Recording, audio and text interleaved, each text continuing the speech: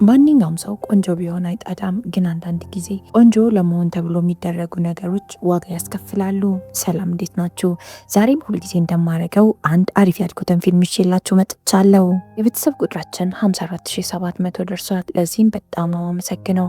አሁንም ቢሆን ሰብስክራይብ እያደረጋችሁ እኔ የታችሁን ማገዝ እንዳትረሱ። የምሰራቸው ፊልሞች ሌሎች ሰዎች ጋር እንዲደርስ የላይክ ምልክቷን እየተጫናችሁ የዛሬውን ፊልም ጀምሩት። ወደ ፊልሙ ታሪክ ስንሄድ ፊልሙ ሲጀምር ጆዋን የተባለች ቻይናዊት ሕፃን ያስተዋውቀናል። ከአባቷ ጋር እየሄደች ከተማ ውስጥ የተለጠፉትን የሚያማምሩ የሴቶች ፖስተር ትመለከታለች። ዛሬ ለጆዋን ትምህርት የምትጀምርበት የመጀመሪያ ቀኗ ነው።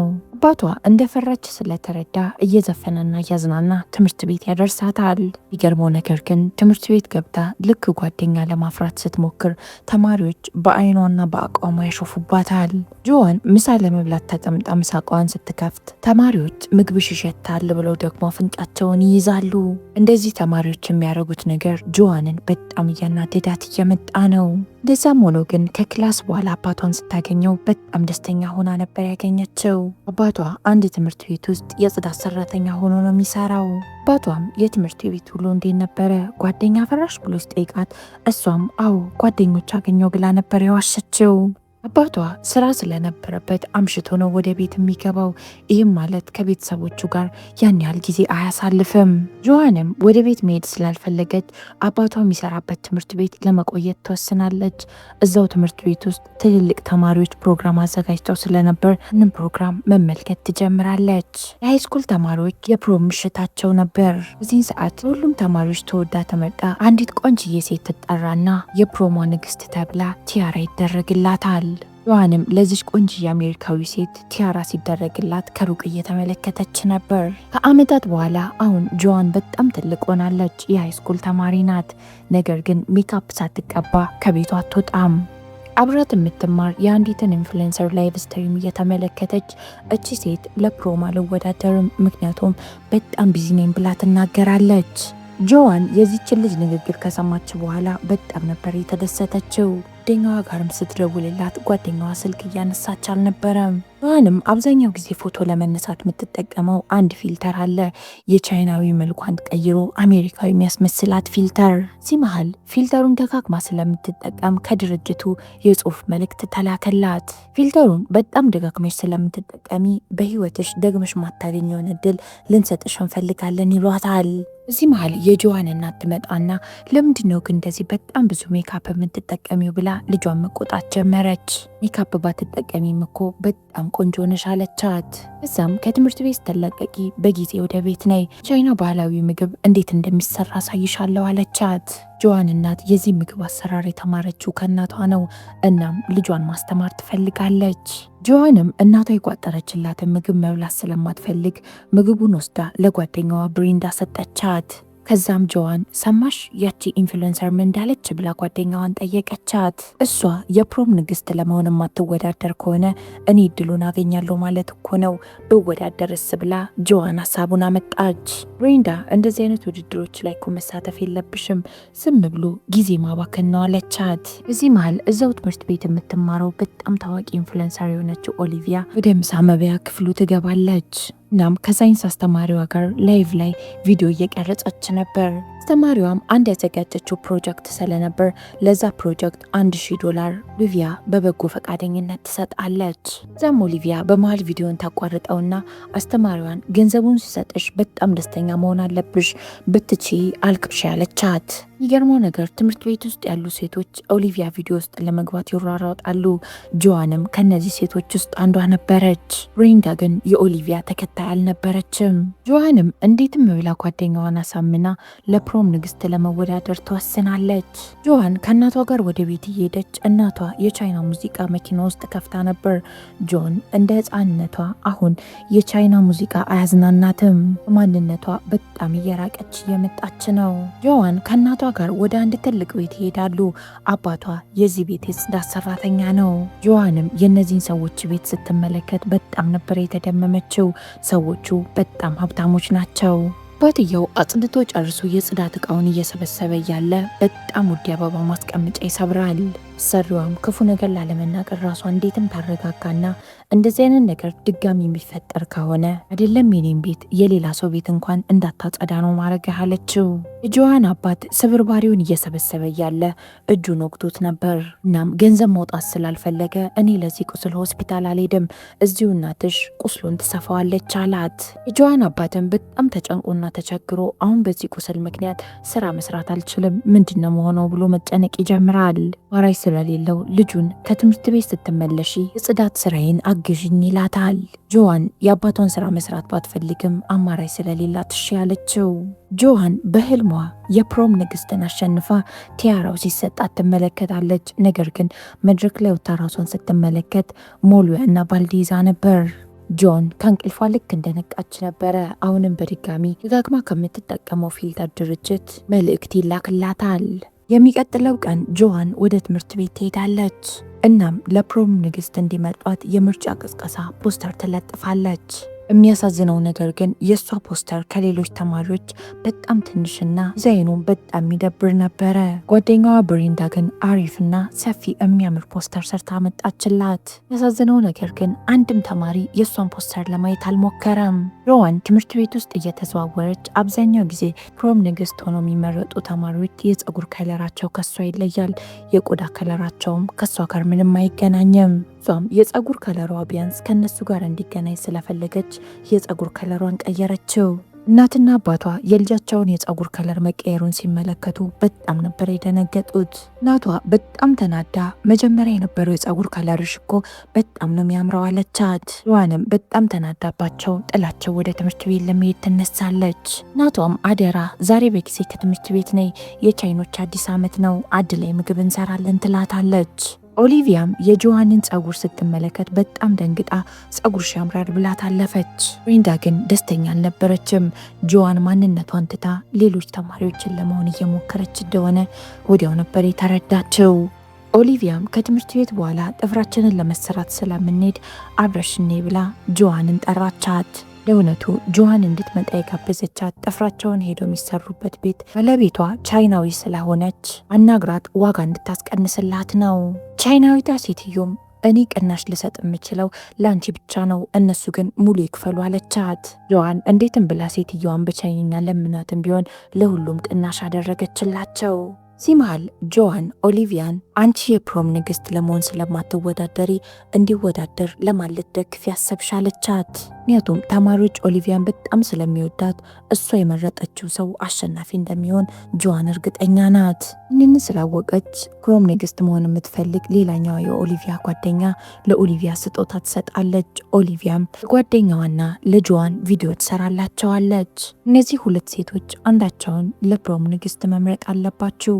ከሁለቱ አንዳቸው ግን ማን እንደሚሆኑ ከሳምንት በኋላ አሳውቃቸዋለሁ ብላ ቪዲዮ ሰርታ ለቀቀች። ሲሰነባበቱም አዲስ እየበቀለ ያለውን የጆዋንን ጥቁር ፀጉር ትመለከትና ኦሊቪያ ይደብራታል። በዚህ ሰዓት አሁንም በድጋሚ ከዛ ፊልተር ካምፓኒ የጽሁፍ መልእክት ይላክላታል። ከዛም ጆዋን ቀጥታ ወደ ተሰጣት አድራሻ ትሄዳለች። ቦታው ውስጥ ለውስጥና በጣም ድብቅ የሆነ ቦታ ነው። ውስጥ እየጠበቃት የነበረው ሰውም ስሟን ያውቀዋል። ትፍሪ ነይ ወደ ውስጥ ግቢ ብሎ ጠራት። ዛም ሚስጥራዊ የሆነ በር ከፍቶ ወደዚህ ግቢ ብሎ ይነግራታል። ጆዋንም በጣም ግራ ተጋብታ ይሄ ቦታ ምንድነው ብላ ጠየቀችው። ሰውየውም የምትፈልጊውን ነገር የምትሆኝበት ቦታ ነው አላት። ጆዋንም ልክ ወደ ውስጥ ስትገባ ሪሴፕሽኒስቷ ስሟን ጠርታ ሰላም አለቻትና ተቀበለቻት። እዛም ምንም አታስቢ ዶክተሩ አሁን መጥቶ ያገኝሻል አለቻት። ቲቪ ላይ የተለያዩ ሰዎች እዚህ መጥተው ሰርጀሪ አድርገው ህይወታቸው ሙሉ ለሙሉ እንደተቀየረ ይናገራሉ። እዛም ዶክተር ዊሊ ይመጣና ጆዋንን ይቀበላታል። ከዛም ማንነቷን የቆዳ ከለሯንና የፀጉሯን ከለር ሙሉ ለሙሉ መቀየር እንደሚችል ነገራት። እናም ከዚህ በፊት እሱ ራሱ ጥቁር እንደነበረ ፎቶ አውጥቶ ያሳያታል። ለአመታት የሰራውበት ሆስፒታል የስራ እድገት በቆዳይ ከለር ምክንያት ሲከለክለኝ ወደዚህ ስራ ገባው አላት። እናም ከሁለት ሐኪሞች ጋር አንድ ላይ በመሆን ይህንን ህክምና ጀመርኩ። በመጀመሪያ የራሴን የቆዳ ከለር ቀየርኩኝ። ከዚያም የሰዎችን ፍላጎት ለማሟላት መስራት ቀጠልኩ አላት። ጆዋንም በጣም ተገርማ እና ይሄ ነገር እንዴት ነው የሚሰራው ብላ ጠየቀችው። ሐኪሙ ሙሉ ለሙሉ ነገርየው 2 ሰዓት ነው የሚወስደው። እናም አንቺ እድሜሽ ከ18 ዓመት በታች ስለሆነ የቤተሰብ ፍቃድ ያስፈልግሻል ይላታል። ዛሬ ግን በነፃ ፀጉርሽን አንቺ በመረጥሽው ከለር እንደፈለግሽ አድርጌ ቀይርልሻለሁ አላት። ከዛ በኋላ ግን ቤተሰቦችሽን ወረቀቱን አስፈርመሽ ስትመጪ ገንዘቡን ካሟላሽ ሙሉ ለሙሉ አንቺ ማንነትሽንም ቀይርልሻለሁ ይላታል። ጆዋንም እሺ ብላ ተስማማና የፀጉር ንቅለ ተከላው ፕሮሰስ ይጀምራል። በጭንቅላቷ ላይ እያንዳንዱ ፀጉሯ ተነቅሎ ሌላ ፀጉር ይተከልላታል። አዲስ ፀጉሯን አስተክላ ወደ ቤት ስትመጣ ቤት ውስጥ እናቷ ምግብ አስተካክላ የጠበቀቻት ነበር። እናቷ ደክሟት ገብታ ተኝታለች። እናም ወረቀት ላይ የሆነ ነገር ጽፋ በፖስታ ደግሞ ገንዘብ አስቀምጣላታለች። እናትየውም ልጇ እንደመጣች ስትረዳ ከተኛችበት ተነስታ ወደ ኪችን መጣች። ጆዋንም አርፍጄ ስለመጣው በጣም ይቅርታ ብላ እናቷን ይቅርታ ጠየቀቻት። እናትየውም ችግር የለውም ካለቻት በኋላ የልጇን አዲስ ፀጉር አይታው በጣም ነው ፀጉርሽ የሚያምረው አለቻት። የሚቀጥለው ቀን ጆዋን የአባቷን ስራ ከቨር ለማድረግ ትምህርት ቤት መልስ ወደ ጽዳት ስራዋ ትሄዳለች። ጆዋን ሽንት ቤቱ በጣም ቆሽሾ ስለነበር ሽንት ቤቱን ስታጸዳ ያን ያህል ደስተኛ አልነበረችም። የቤቱ ባለቤትም የሚቀጥለው ሳምንት ምንም አይነት አገልግሎት አንፈልግም፣ ምክንያቱም ከቤተሰቤ ጋር ከከተማ ወጣ እንላለን አለቻት። ጆዋንም ከጽዳት ስራዋ እቃዎቿን ይዛ እየወጣች እያለ ኦሊቪያ ከጓደኞቿ ጋር አንድ ላይ እያለፈች ትመለከታታለች። የሚቀጥለው ቀን ለምረጡኝ ቅስቀሳ የለጠፈችው ፖስተር ላይ ተማሪዎች የሞሎያ ስዕል ስለውበታል። ጆዋን የቤተሰቦቿን ፈቃድ አግኝታ ማንነቷን እስክትቀይር ድረስ በጣም ነው የጓጓቸው። እናም ቴሌቪዥን እያዩ እያለ የትምህርት ቤት ወረቀት ነው ፈርሙልኝ ብላ ወረቀቱን ሳያዩት እንዲፈርሙ ታረጋቸዋለች። እናቷም ልጇን ቀና ብላ ትመለከታትና ፀጉርሽን እንደዚህ አድርገሽው እንኳን ቁርጥ አባትሽን ነው የምትመስይው አለቻት። ጆዋን የሚቀጥለው ቀን ማንነቷን የሚቀይረውን ሰርጀሪ ለማድረግ ወደዛ ክሊኒክ ሄደች። ጆዋን ሰርጀሪው ተደርጎ ካለቀ በኋላ ስትነቃ በጣም እያለቀሰች ነበረ። ወደ ቤት እየሄደች መንገድ ላይ አንድ ትንሽ ልጅ ጆዋንን መታ በጣም ታምራለሽ አለቻት። ጆዋን ቀጥታ ወደ ቤት ነበር ሄደችው። ቤተሰቦቿ ግራ ነበር የተጋቡት። ማንነቷን ስላላወቁ ማነሽ ብለው ነበር የጠየቋት። ጆዋንም በቻይንኛ እኔ ነኝ አለቻቸው። ባት በጣም ተናዶና ግራ ተጋብቶ የተሳሳተ ቤት ነው የመጣሽው ውጪ ብሎ ከቤት አስወጣት። ጆዋንም እሷና ቤተሰቦቿ ብቻ የሚያውቁትን አንዳንድ ሚስጥሮች ስትናገር ሁለቱም ይደነግጣሉ። ጆዋንም በጣም አስቀያሚ ስለሆንኩ ተማሪ ትምህርት ቤት በጣም ነው የሚጠላኝ፣ እናም ቆንጆ ለመሆን ብዬ ይህንን ሰርጀሪ ተሰራው አለቻቸው። አባት በጣም ተናዶ አንቺ የኔ ልጅ አይደለሽም ይላታል። ጆዋን ልጅ እያለች ከአባቷ ጋር የምትዘፍነውን ቻይንኛ ዘፈን ትዘፍንለታለች። ሰቦቿ የነው ሰርጀሪውን የተሰራሹ ብሎ ሲያስጨንቋት ድርጅቱን ወረቀት ሰጠቻቸው። እናት በጣም ግራ ተጋብታ እንዴት ይሄ ሊሆን ይችላል ትላለች። ጆዋንም ይሄ ሰርጀሪ የቤተሰብ ፍቃድ ስለሚያስፈልገው እኔ እናንተን አታልዬ ወረቀቱን አስፈረምኳቸው አለቻቸው። እናም አሁን ሁሉም ነገር አልፏል፣ ቢያንስ ለእኔ ደስተኛ ለመሆን ሞክሩ እስኪ ትላቸዋለች። ቤተሰቦቿ አይናቸው የሚያየውን ነገር ማመን አልቻሉም። የተፈጠረውን ነገር ለማረጋገጥ ጆዋንን ይዘዋት ቀጥታ ወደ ክሊኒኩ ነበር የሄዱት።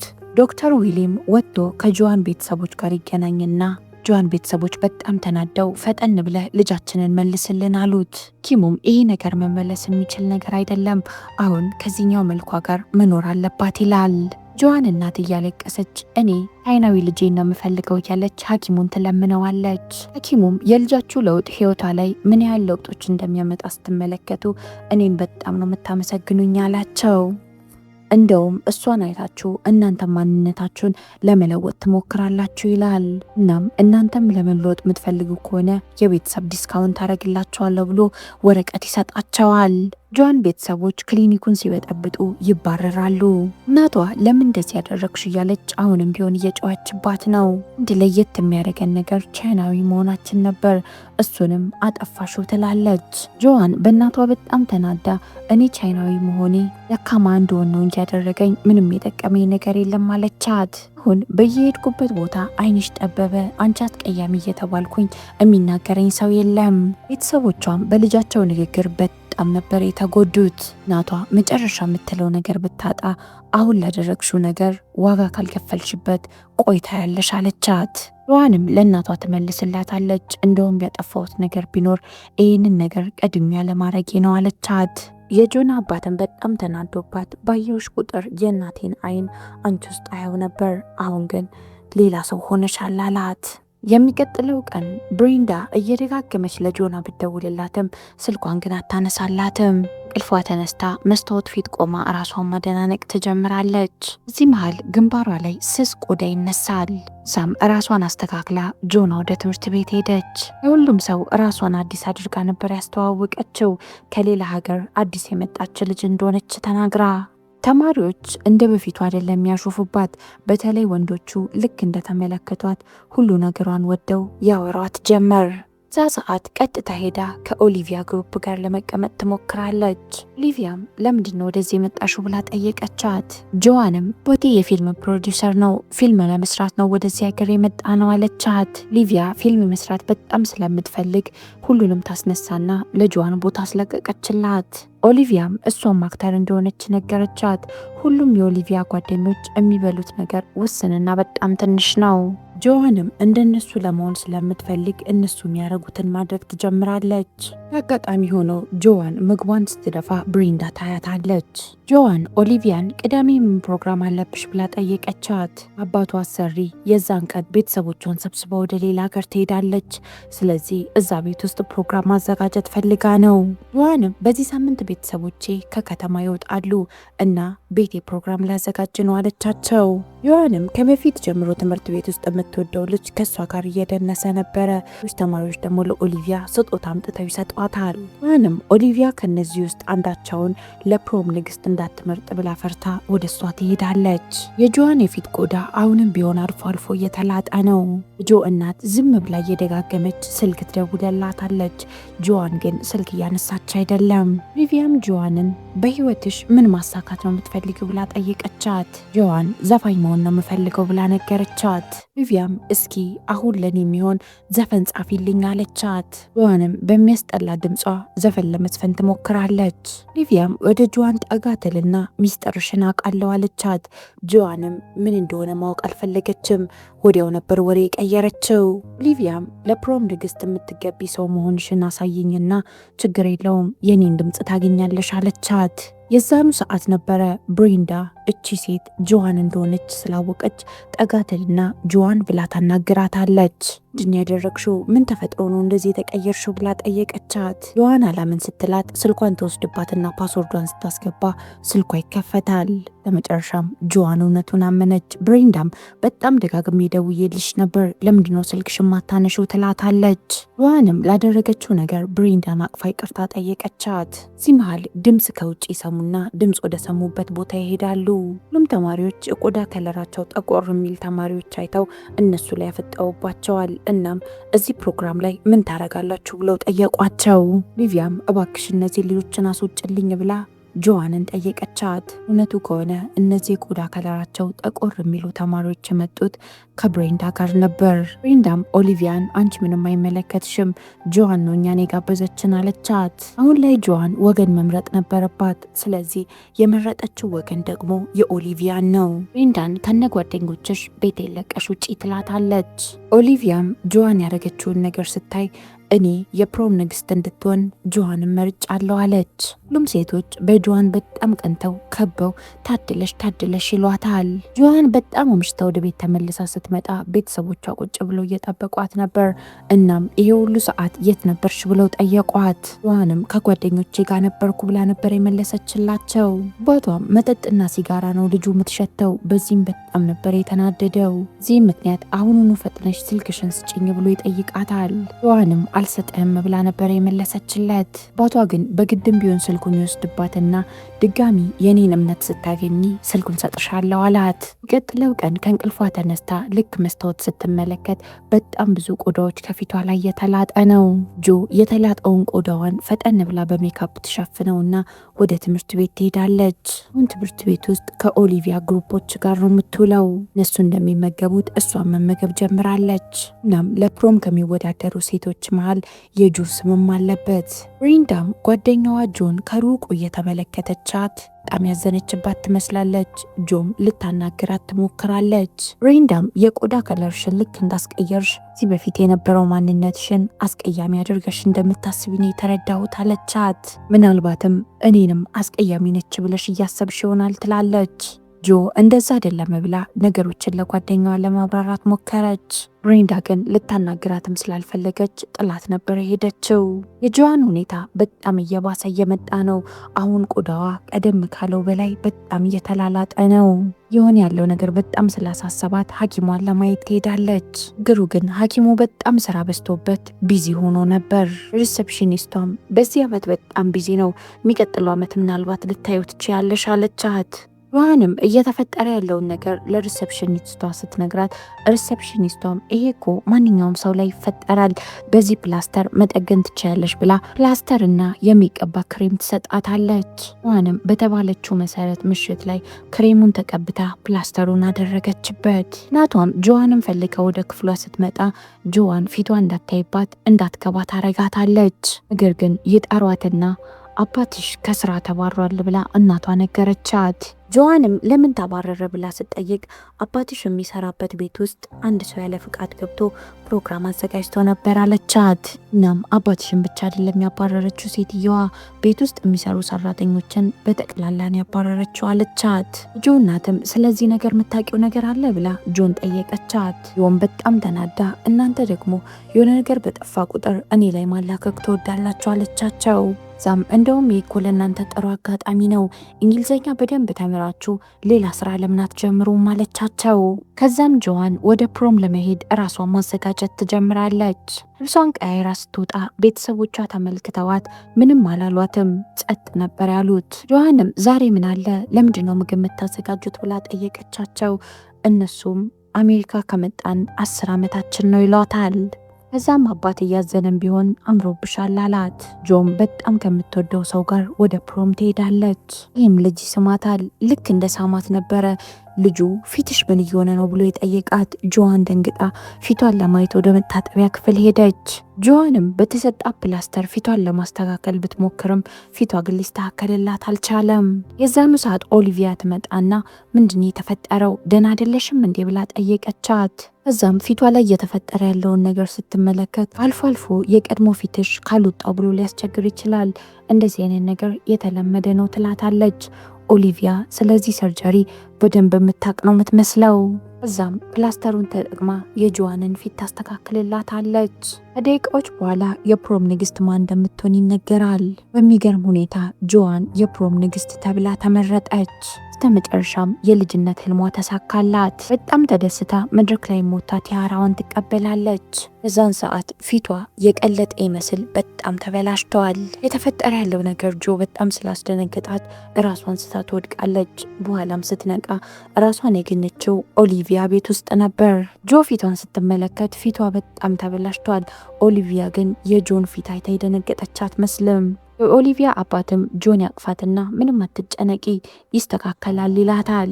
እራትም ሰርቶ የኦሊቪያ አባት ካቀረበ በኋላ ጆዋን እናንተም ሰርጀሪውን ተሰርታችሁ ነው ትላቸዋለች። እነሱም አዎ ሌላ ሀገር ዜጋ ነበርን፣ በዛ ላይ ደግሞ የቆዳ ከለራችን ከአሜሪካኖች ጋር አይገናኝም ነበር ይሏታል። ቤተሰቦችሽም ሰርጀሪውን ተሰርቷል ብለው ጠየቋት። ጆም አልተሰሩም ነበር ያለችው። የሚገርምሽ ነገር የኦሊቪያ እናት አልሰራም ብላ ይኸው እኔና ልጄ ብቻችንን ነው የምንኖረው ይላታል። ጆዋንም የቀድሞ ህይወታችሁ ግን አይናፍቃችሁም ብላ ጠየቀቻቸው። አባትና ልጅን በጣም ደስተኛ ሆነው አይናፍቀንም ነበር ያሉት። ጆዋን ወደ ቤት ስትመለስ ቤተሰቦቿ ቁጭ ብለው ምግብ እየተመገቡ ነበር። እናም በጣም ደስተኛ ነበሩ። የጆዋን እናት የልጇን ፊት ስትመለከት በጣም ነበር የደነገጠችው። ጆዋንም እያለቀሰች ሄዳ እናቷን ታቅፋታለች። እናቷም ልጇን እያጽናናች እኔና አባትሽ ወደ አሜሪካ ስንመጣ ሁሌም ቢሆን ቻይናዊ ሆነን ለመኖር ነው የወሰንነው ትላለች። አንቺም የቻይና ፊት ይዘሽ አሜሪካ ውስጥ ማደግ ምን ያህል ከባድ እንደሆነ ሁለታችንም እንረዳሻለን። አባቷም ልክ እንደመጣው እኔም እንዳንቺ ከነሱ ጋር ለመመሳሰል ነበር የምታገለው ይላታል።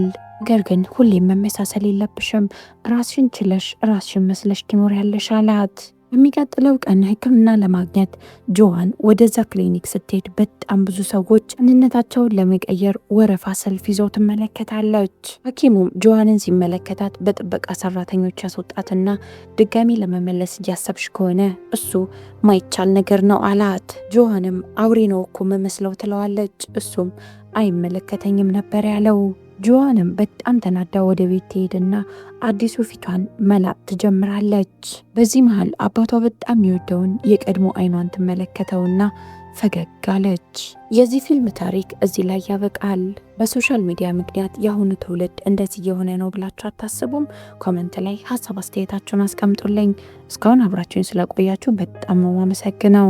የቤተሰብ ቁጥራችን 55,000 ሊገባ በጣም ትንሽ ነው የቀረው። ሰብስክራይብ እያደረጋችሁ እኔ የታችሁን አበረታቱኝ። እወዳችኋለሁ። ቻው